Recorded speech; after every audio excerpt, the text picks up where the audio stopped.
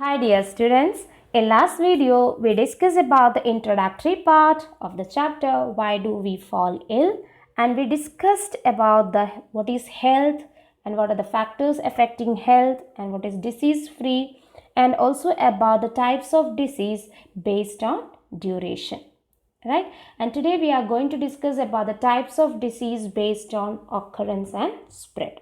So here you can see the types of diseases.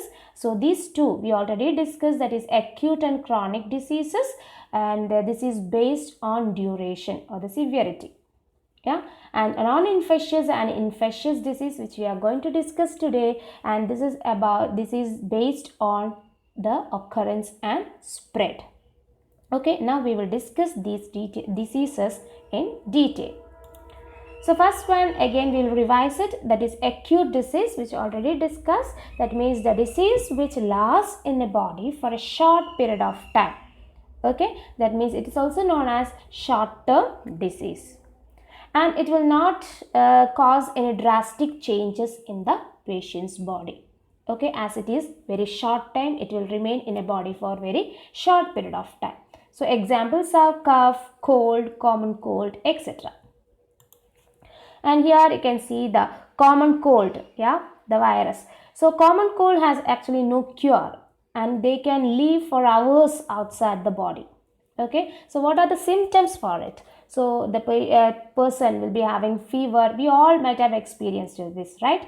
So aches, body pain, then chills, that means shivering, tiredness. So these are some of the symptoms of common cold. Then typhoid, what is typhoid? It's also an acute disease.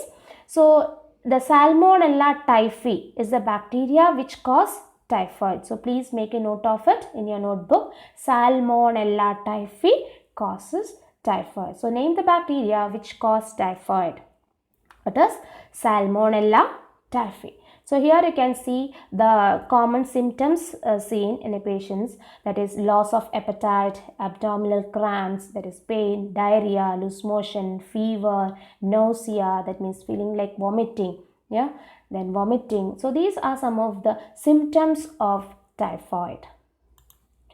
Then we'll discuss about chronic diseases. So chronic diseases are the diseases which last in a body for a long period of time.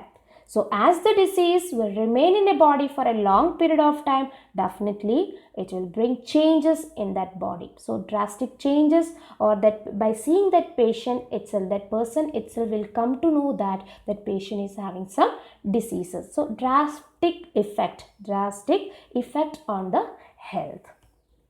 So one example is given here. So many other examples are like diabetes, blood pressure, cancer, and all is there. And one example is also like elephantiasis, mand. Okay, you can see the patient's leg will be looking like elephant's leg. Yeah, it is actually caused by a worm, filarial worm, and it is also known as filariasis. Then comes tuberculosis. It's also a chronic disease, tuberculosis or TB.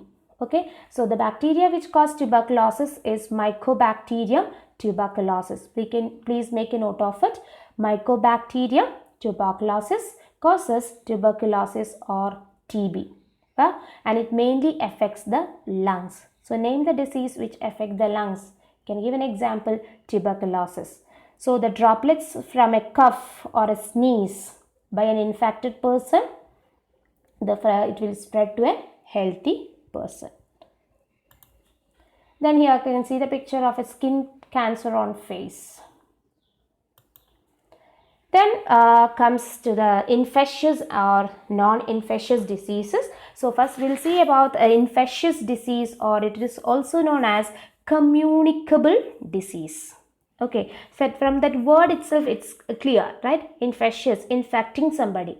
Okay, or communicable, communicating, that means spreading from one person to another. So diseases which spread from an infected person to a healthy person is known as infectious disease or communicable disease. So how it spread?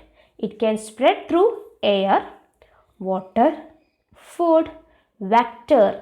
So what is vector? So there are some organisms like insects and all which act as a carrier for the disease.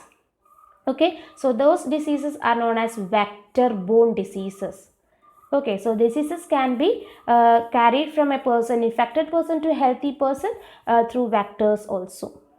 Then physical contact or through sexual contacts. So sexual contact disease and all we already learned in 8th standard, sexually transmitted disease like AIDS, right?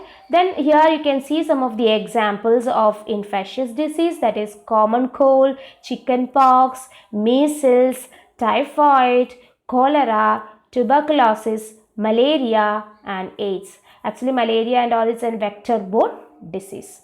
So this is all about infectious disease or communicable disease which will spread from a infected person to a healthy person. Now here you can see the non-infectious disease or non-communicable disease, just opposite of infectious disease. That means the disease which will not spread from an infected person to a healthy person. So some of the examples like beriberi, rickets, scurvy, night blindness, diabetes, cancer, high blood pressure. So these are some of the examples of infectious disease, non-infectious disease or non-communicable diseases. Now we will discuss about the causes of diseases. So what are the reasons for the diseases? Okay, so first is pathogens like viruses, bacteria, fungi, protozoans or worms. So what are pathogens? So disease causing organisms are known as pathogens. Please make a note of it. What are pathogens? Disease causing microorganisms or organisms are known as pathogens. Okay, so this can be a cause of diseases. What is the second causes of diseases? Genetic disorder. Genetic disorder or congenital diseases. That means by birth itself, some babies will be having certain genetic disorders in them. So those diseases can be called as congenital diseases. Congenital, genetic. Yes, related, the disease related to genetics. Yeah, so congenital diseases or genetic disorders. Then environmental pollution. Definitely nowadays the amount of pollution is increasing day by day. Definitely it will lead to certain diseases like skin problem, allergies, asthma. So it can also act as causes of diseases. Then malfunctioning of body parts. Yeah, if certain body parts is not functioning properly, definitely it will lead to diseases. Then poor health and undernourishment. It's maybe the reason like poverty may be the reason for it. That means if a child or if any person is not getting enough food or a balanced diet, definitely there will be malnutrition, right? Then definitely it will lead to the disease which you already learned in your lower class. What are the diseases which is caused if you are not getting a balanced diet? Yeah, yes, it is the deficiency diseases. So poor health and undernourishment will definitely lead to diseases, especially the deficiency diseases. So these all are the causes of diseases. Okay, and the causes of diseases can be like immediate cause and contributory causes. So what do you mean by immediate cause and contributory cause? For example, so here you can see these are the pathogens which is entering to a body. Yeah, all the time it is not necessary that these viruses or pathogens will be entering. Okay, but these like malfunctioning of the body parts, poor health or poor condition, may be genetic disorder, this way will be there already in the body too, right? So we will imagine two babies are there. So the two babies are given water in a bottle.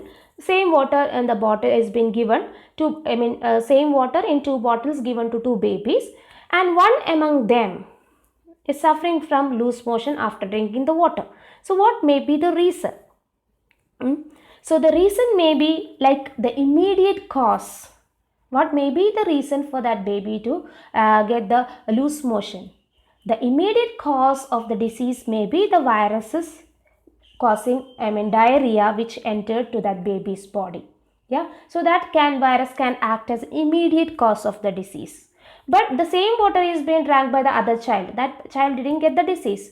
Maybe that the child is very healthy, was able to fight against that virus, and that baby didn't get the loose motion, right?